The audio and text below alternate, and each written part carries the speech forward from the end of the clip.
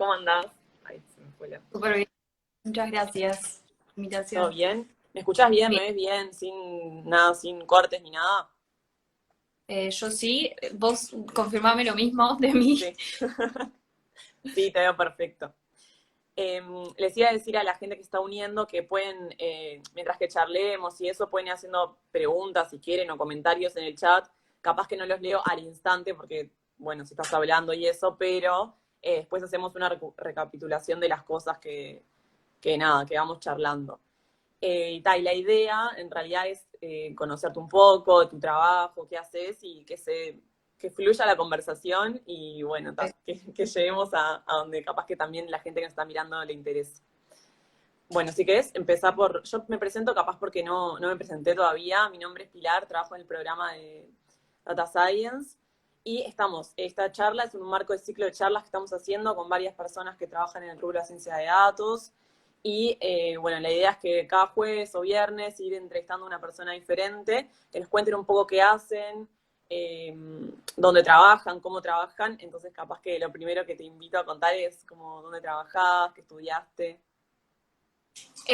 Bueno, soy economista, estoy haciendo la maestría en economía en la Facultad de Ciencias Económicas y Administración. Eh, Actualmente trabajo en Exante, que es una consultora económica y financiera. Hasta hace poco trabajaba en OPP, en la Comisión de Expertos en Seguridad Social. Así que recién estoy haciendo la transición. Claro. ¿Y por qué elegiste estudiar economía? ¿Qué fue lo que te llamó la atención? ¿Por qué decidí estudiar economía? Sí. Cuando estaba en cuarto de liceo tuve un profesor de historia que era muy, muy bueno, y ahí descubrí, viendo distintas fases de la historia, que me encantaba la economía, que no me había dado cuenta hasta ese momento. Y me acuerdo que agarré la guía de estudiantes, que no sé si es algo que sigue existiendo, pero que en su momento sí, vi economía, vi licenciado de economía y decía algo como agarra modelos teóricos y los aplica a la realidad y dije, bueno, quiero hacer esto. Hasta ese momento quería hacer diseño de indumentaria, nada que ver, pero siempre me quedó como parte de que me gusta la parte gráfica, etcétera, pero desde ahí decidí que iba a ser economista, llegué a mi casa, le dije a mis padres voy a ser economista y desde los 15 que sé que voy a ser economista. Qué, qué tremendo lo que hiciste también cuando como un profesor, una profesora nos impacta tanto como en una decisión o en una... ¿También te volvió a pasar eso a lo largo de tu carrera con otros profesores que tuviste que decís, pa, la verdad que esta persona me cambió la forma de ver o Sí. me incentivó a estudiar? ¿Y qué consideras como el rol de los profesores y profesoras en ese lugar? Me da un poco de vergüenza decir con quién, pero me pasó la carrera, a lo largo de la carrera me pasó creo que dos veces y en la maestría me pasó alguna vez también, de gente bueno, que te inspira y que también se da cuenta de que a uno le gustan ciertas cosas y como que te impulsa un poco más, te da un empujoncito extra. Claro. Y esto que contabas también de que, bueno, pasaste de un ámbito público ahora a lo privado, contanos a qué te dedicas bien en Exante, con el final no, en Sí. Exante, y bueno, ya sé que empezaste hace muy poquito, pero bueno, más o menos como en qué consiste tu tarea y eso. Perfecto. Yo estoy en el sector de economía, obviamente, y mi rol ahora, o sea, además de que esta es mi primera semana, entonces estoy explorando y viendo qué es, pero mi rol básicamente va a ser automatizar procesos y reportes. Entonces, eso, el convivir con lo que es ciencia de datos o programación está ahí todos los días, más allá de que sea economía, pero sí tiene como ese rol bueno, hacer este proceso lo más eficiente que pueda. Eh, y bueno, también el desafío de pasarse del sector público al privado, bueno, que yo estuve mucho tiempo en el sector público y ahora, bueno, me pasé al sector privado. Claro. ¿Y cómo dirías, o sea, lo que pasa es que es muy nuevo, como tu nuevo trabajo, pero en general, cómo es un día tuyo de trabajo, o capaz que contarle a las personas que nos están escuchando, cómo se vincula un poco la parte de economía, como con los datos y un Ok. resumen así, un pantallazo general. En realidad, lo que ahora estoy enfocada en hacer un informe que se suele hacer en Exante, que se presenta, y los datos salen de determinado lugar. La bajada de datos ya está automatizada de la persona que vino anterior a mí, y ahora mi rol es salir un poco de el pegado y copiado de los cuadros a un Word y hacer todo ese proceso, hacer que salga automático programándolo desde R. Eh, entonces estoy como, es eso, también conocer lo que hay adentro del informe, pero también intercambiar y dialogar con lo que es la ciencia de datos para hacer esos procesos como mucho más eficientes. Claro. Y me imagino que trabajas con un equipo o más sola, capaz que también cómo se mete la ciencia de datos en tu día a día, más allá de tu proyecto personal, que después te lo voy a preguntar, pero cómo sentís que se vincula con eso.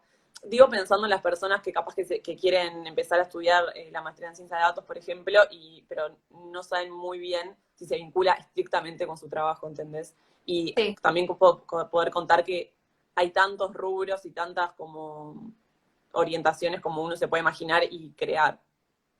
Para mí, la ciencia de datos, bueno, uno que es muy interdisciplinario y que a veces como que no nos damos cuenta y en realidad es interdisciplinario total, es algo que después con los grupos de R que hay en Uruguay, que capaz que después podemos hablar un poco, nos ha pasado eso, que hay economistas, hay sociólogos, hay biólogas, hay meteorólogas, o sea, es algo que realmente está en un campo enorme y que aporta un montón. Y a mí particularmente también me gusta como para, no sé, para despejarme, es algo que me cuelga mucho porque podés hacer de todo y eso es, por ejemplo, lo que hice en el proyecto ese de Taylor Swift, que bueno, que en realidad era algo, no es economía, es algo que me gustaba a mí, pero eso, lo aproveché para aprender y bueno, y como Claro. ver la salida de eso. ¿Y cuándo fue la primera vez que escuchaste como de la ciencia de datos o de que era algo que era como el trabajo del futuro, o cómo estaba empezando? Porque imagino capaz que tus compañeras meteorólogas o biólogas, o sea, también pensá en qué momentos escuchan por primera vez lo de la ciencia de datos o cómo fue en tu proceso, si fue algo nuevo, capaz que más de chica, no sé.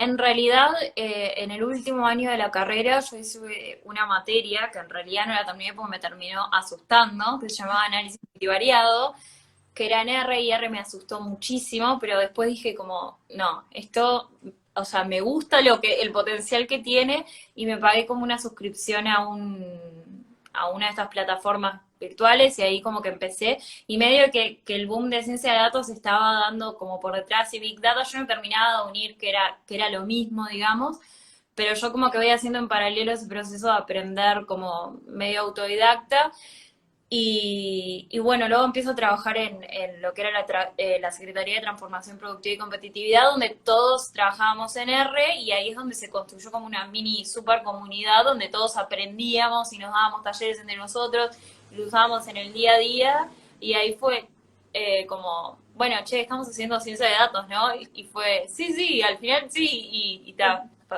medio así como sin darme cuenta. ¿Por qué le tenías miedo a R? Capaz que hay gente Por que le pasa lo mismo. eso, era como la cosa como estadística de, ay, no, yo con esto no puedo, y era como mucho para mí, y en realidad al final fue como un tema no, no era así, o sea, al final nada De que ver, animarse. de animarse, sí, y de como superar como miedos ahí. Me acuerdo de estar en la casa de una amiga, cerrar la computadora y decir, yo no puedo con esto y tal. Unos meses después sí podía con eso y terminé haciendo las mismas cosas que decía en la materia. Claro. Y acá veo que alguien pregunta para ¿dónde hiciste tus primeros cursos? Los hice en Datacamp. Pero después, sinceramente, o sea, si bien Datacamp en su momento fue como súper crucial, también lo bueno que tiene R al ser un software abierto es que está repleto de material online, incluso libros que podés comprar, los mismos autores lo cuelgan en línea, y también tuve un jefe que se dedicó a sentarse al lado mío cuando uno podía hacer ese tipo de cosas y decirme, bueno, vamos a aprender esto funciona así, que me tuvo toda la paciencia del mundo para aprender y en realidad terminé aprendiendo más en la práctica que, como me parece que eso de ponerse un proyecto e ir por eso, así aprendes mucho más que, aunque las bases son fundamentales, creo que ahí terminas aprendiendo mucho más que si es como por la tuya. Esa es al menos Claro. mi experiencia.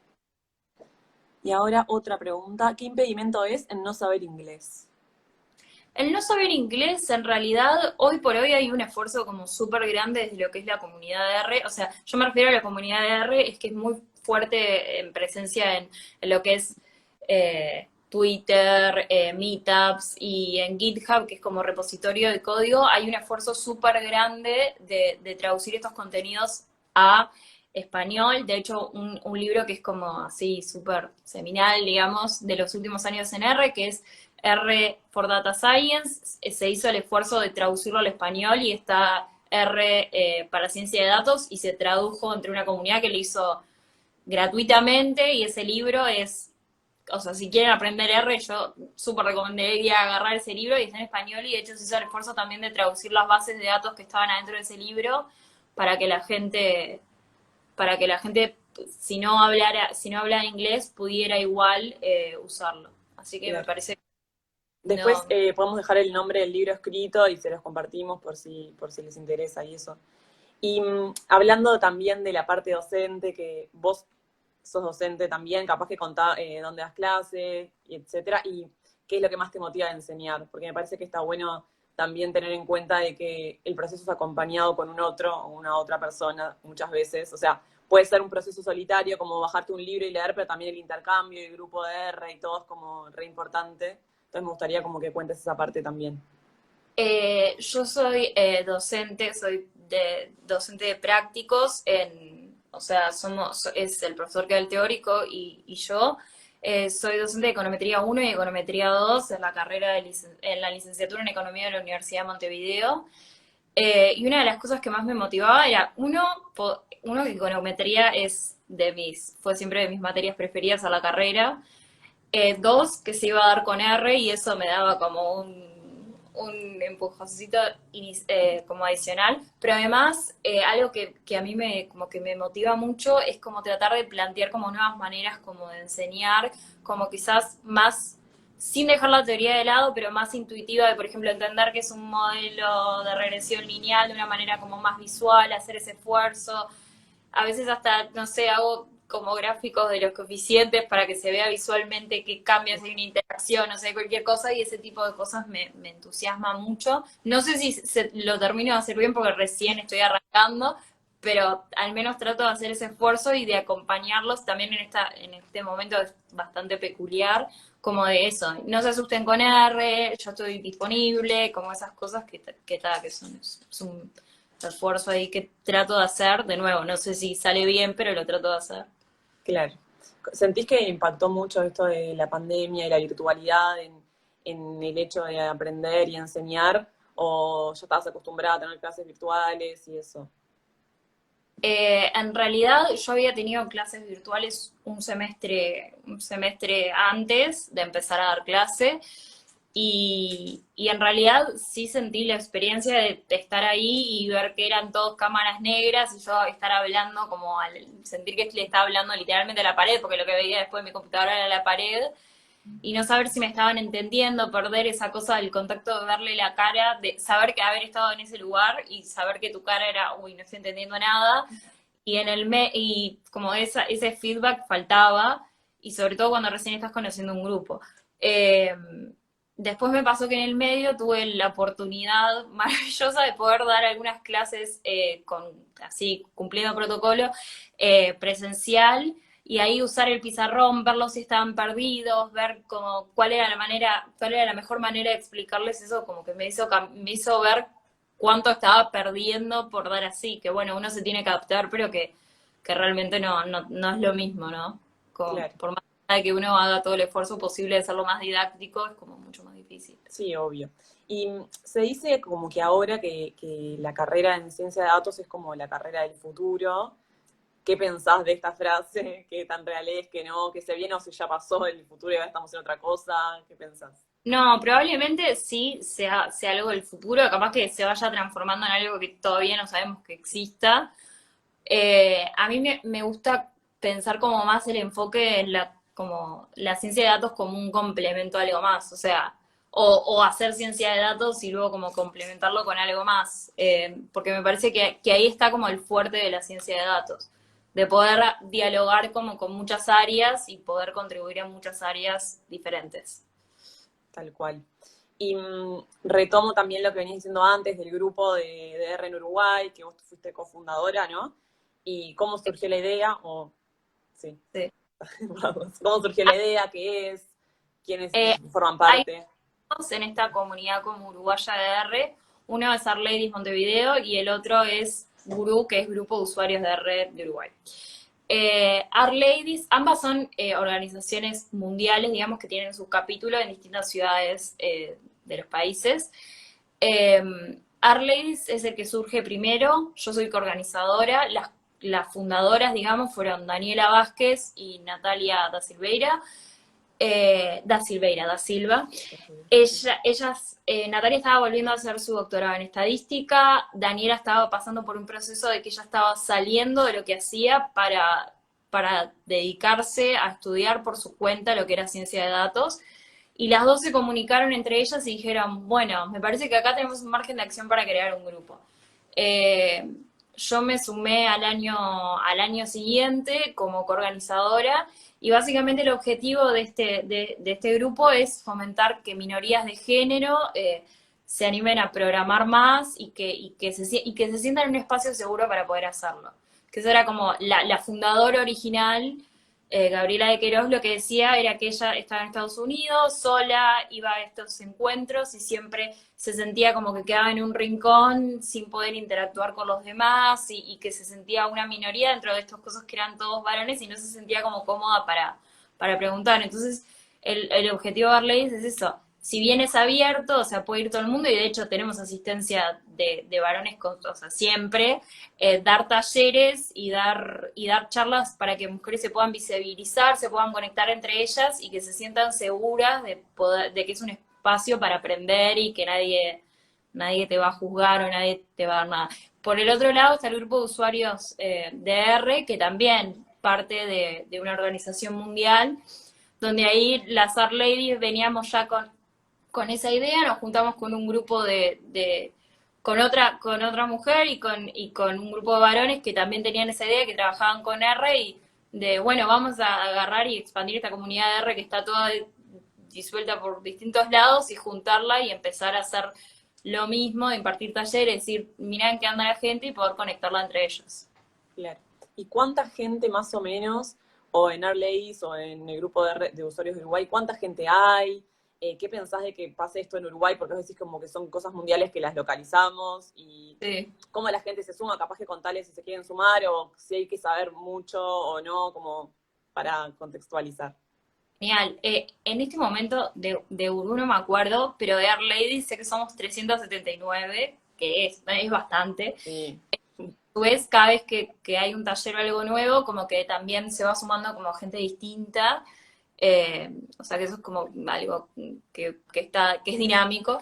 Eh, a mí particularmente me sirvió muchísimo. O sea, o sea, yo cuando empecé a ir a Art Ladies no sabía nada, no sabía cómo abrir R, cómo cargar una base, no sabía nada. Y me acuerdo que fui a un taller de ggplot, que es un paquete para visualización de datos, que por hoy es uno de mis favoritos, con Natalia y no sabía nada y fue como un ambiente súper amigable y a mí personalmente me marcó mucho de eso, de sentirme segura en un lugar donde me iban a venir a ayudar, como, claro. o sea, y también es súper útil para gente que ya sabe y poder exponer también qué está haciendo, conversarlo con gente que sabe, que también participa en las cosas, entonces me parece que es como súper útil. Yo desde mi experiencia lo viví como algo que fue súper útil Y en mi hacen vida. también eventos, esas cosas vos contaste, como que no necesariamente tenés que sumarte si al grupo, sino que son eventos abiertos y pueden participar.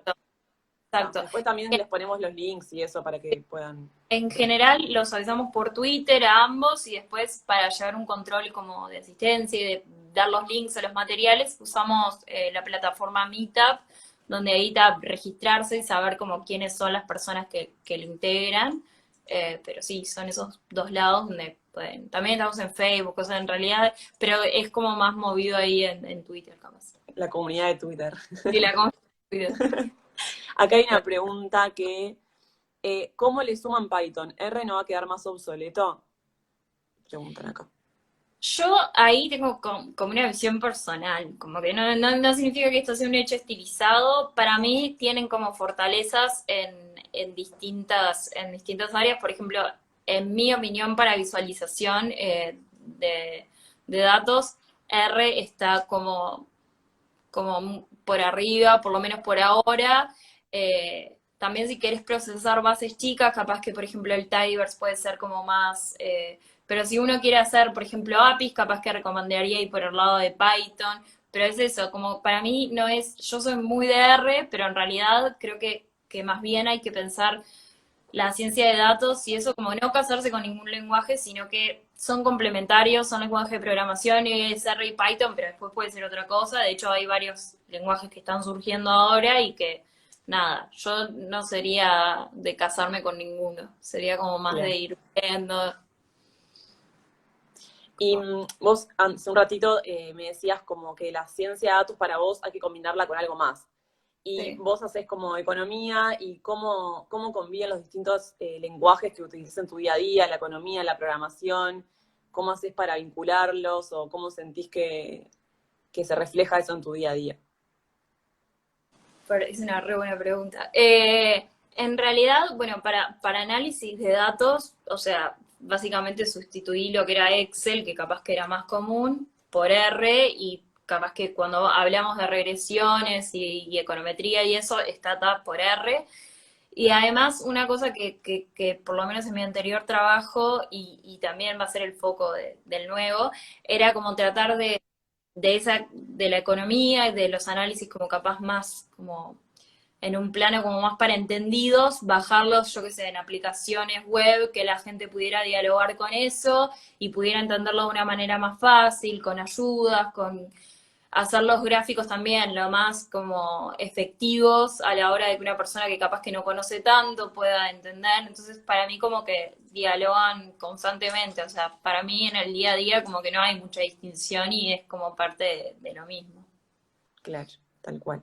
Y después, tengo que preguntar sobre tu proyecto personal, porque le voy a leer el nombre literal, Procesamiento del Lenguaje Natural sobre la discografía de Taylor Swift.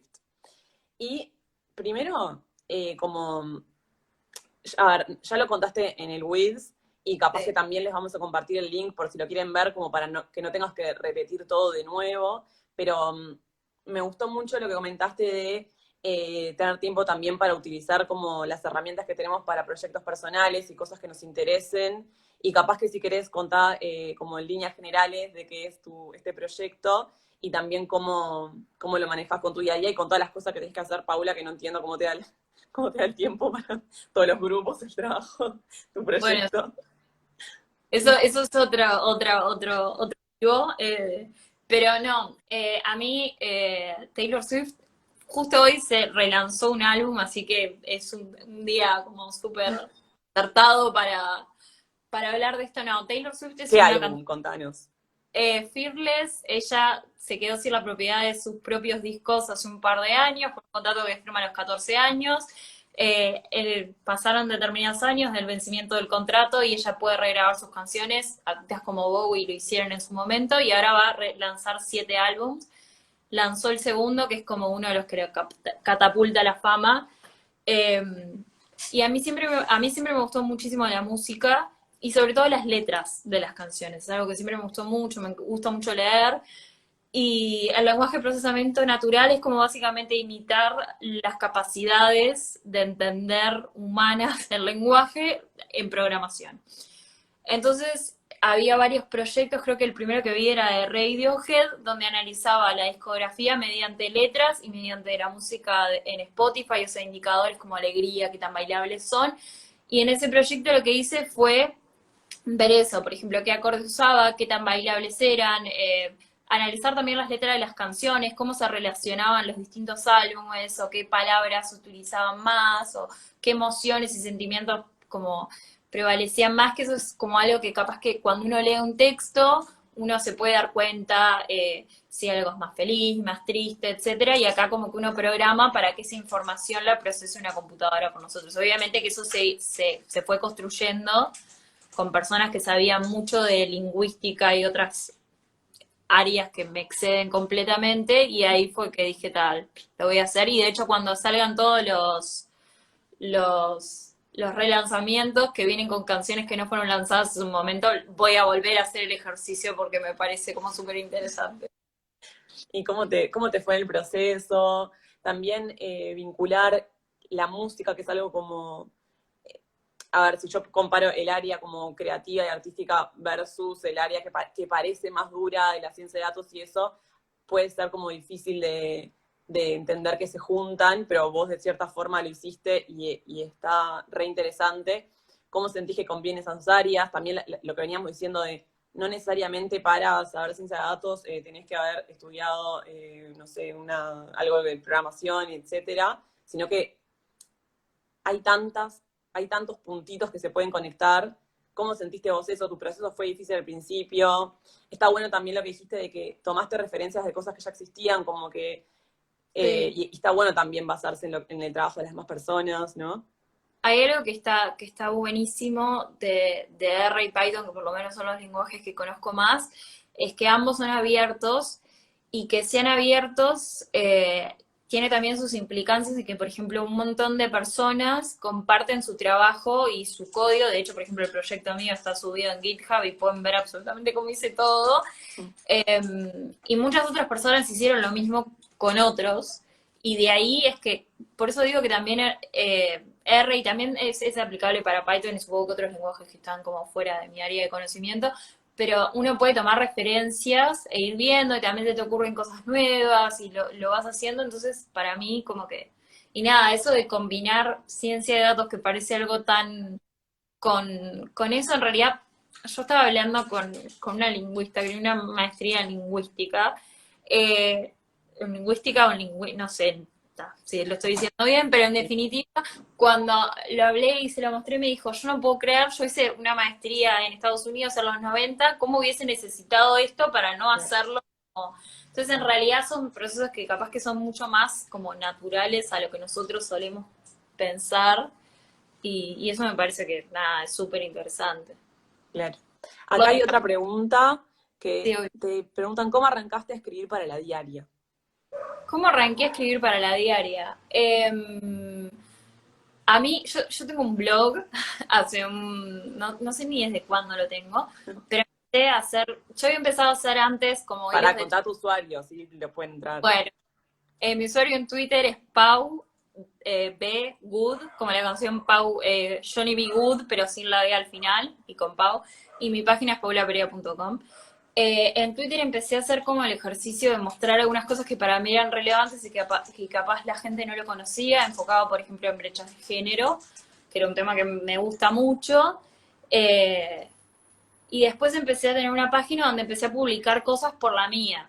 De hecho, también tenemos un proyecto como colaborativo que se llama Una Imagen Hoy, que es como eso, presentar datos que están como súper estilizados de Uruguay, pero que capaz gente por estar en su propia área de conocimiento no lo sabe y está op. Bueno, nosotros facilitamos eso y lo colgamos ahí. Entonces, Germán de Agosto, que es el editor del suplemento de la Diaria Economía, habiendo leído como parte de las cosas que hacía, me dijo, ¿no querés escribir algo? Y yo tenía una nota como en la mente y bueno, y ahora es como un proceso más natural de que si tengo como algo, pero Germán es súper abierto, así que hablen con él que Buenísimo. pero fue Y así. te hago como una pregunta para ir cerrando, porque me imagino que tenés muchas cosas para hacer, que es que como vos como mujer en tu proceso, en tu carrera profesional, como en tu proceso de aprendizaje, ¿sentiste que tuviste algún tipo de traba por el simple hecho de ser mujer? Porque también, como me contás que ahora formas parte de Our Ladies y entiendo que esos temas se tratan y mencionaste recién lo de las brechas de género, no sé, como un aprendizaje tuyo como mujer y también con cómo ves a la industria y eso.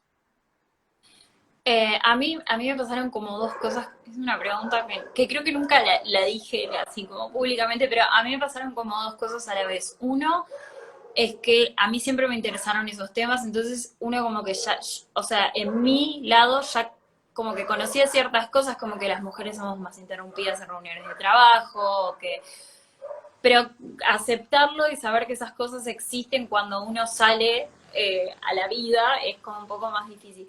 Sí me pasó varias, o por ejemplo en clases, es bastante común que cuando estás en clase los hombres son los que tiendan a hablar más y esas cosas, pero bueno, también tener como el camino allanado por otras mujeres que se dedicaron a ver eso antes y también Arleyes en ese En ese sentido fue como muy importante para mí, como fue tipo, esto nos pasa a todas. Hay algunas cosas que son inconscientes, porque tampoco vamos a ser, son inconscientes y que nos interpelan tanto a varones como a mujeres.